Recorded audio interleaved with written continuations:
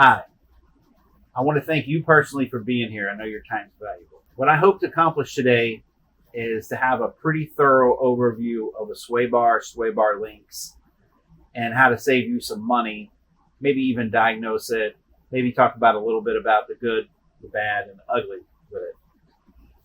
So in my case, this is all I had left. The other side had fallen off on this car we received, and there was only half of one. This is the link on the driver's side. Had some pretty cataclysmic damage done to one of the brand new tires, and I just thought maybe this could help someone. Stay tuned.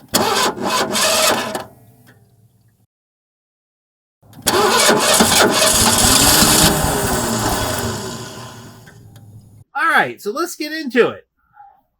What does a sway bar do? Here's your sway bar. It's this lonely piece of steel that comes over here, and it has a link that connects it to your lower control arm on this side, and a link that controls it on the other side. And those links are just bushings. Oh, see that? That just literally rotted in half. But anyway, they're just bushings. And how is the rod connected to the car? Well, it's got two mounts, and they're covered in rubber, so it doesn't pick up any vibrations, because its whole life, all it does is twist and tweak and twist and tweak. And what happens is, the car, if this side right here, for whatever reason, goes around a corner, instead of the lower control arm letting it go and camber way out, that thickness hardened steel keeps it from going too far out. And if it turns the other way, it keeps it from going too far in. So your camber can be negative or positive. Either way, if it isn't true, sitting at zero, or where it's supposed to be, should I say, some cars are set a little different, but if it isn't where it's supposed to be, your contact patch, which is the tire, the very flat bottom part of your tire, when these things give way, it'll let it lean too far. So instead of having the whole contact patch that's designed for, it starts subtracting. So you don't have 5 inches of your tire on the ground. You might only have 4 inches or 3 inches. I'm just being I'm overdoing it for you so you get an idea of what I'm talking about. But so we want our contact to be straight, and what happens is, if these right here start wearing out, your tires start wearing off really bad. And long story short, you start getting noises like jings and dings, because this steel right here, which you don't see it moving now, but if you can imagine, it didn't even have sway bar links in it. So this thing's making all kinds of noise, and the steering is like, if you can imagine, the car will just roll to the point where it feels like it wants to flip over, because there's just nothing giving it a resistance to stay kind of true. And that is a major, major safety point, because we got to keep them tires on the ground if you want to be safe.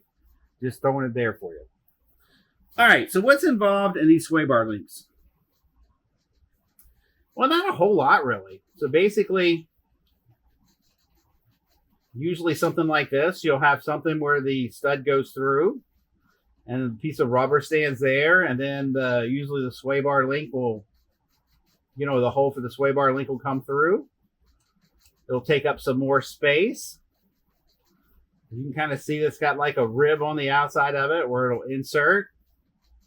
And this is where it would mount to the lower control arm. So, and you see they use caps like this to hold them. There's various ones. Sometimes they're 2-piece links or whatever. I've even seen 3-piece links. And I've seen different ones. Some have like they're all either Torx, nuts and bolts or whatever. But all of them do exactly the same thing, which is keep your car nice and flat. So guys, why am I telling you this? This car passed the safety inspection with none of these on it.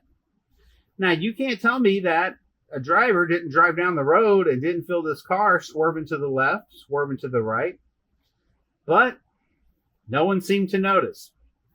But if your car is doing that, if you feel it pulling really hard one way or the other, there's other factors that can cause that. But this would be one of the first ones I would go to, and it's super inexpensive.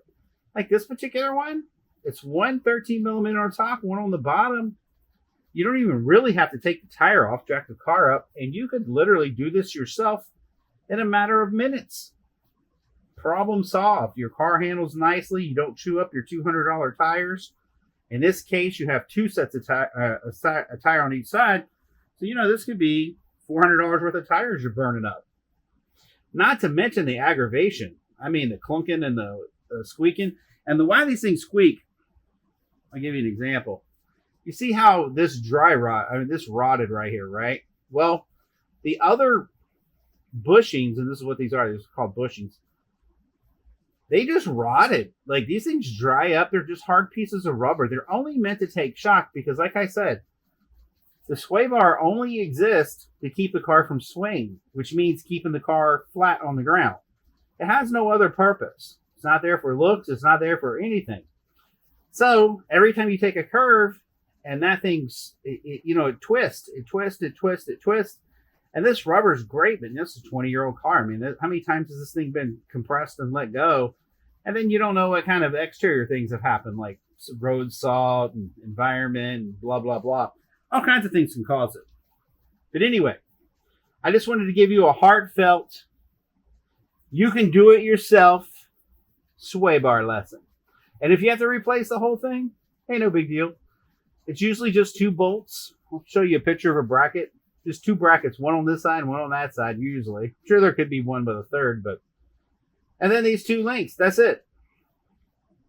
Almost never is there anything wrong with the sway bars unless you got some crazy fool driving or it's been in a wreck. I mean, you get in a wreck, you could break them, but outside of that, it's kind of a rare incident that you would have anything happen to a sway bar. And feel free to cut this up any way you can. If nothing else, just put it as a feather in your cap for a little piece of knowledge. If it needs to go on a forum somewhere or you want to explain something, you have my permission. You can use it. Don't care.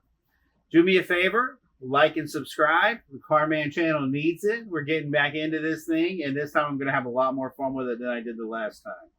So, all you people out there, we thank you once again, and we'll see you on the next fix.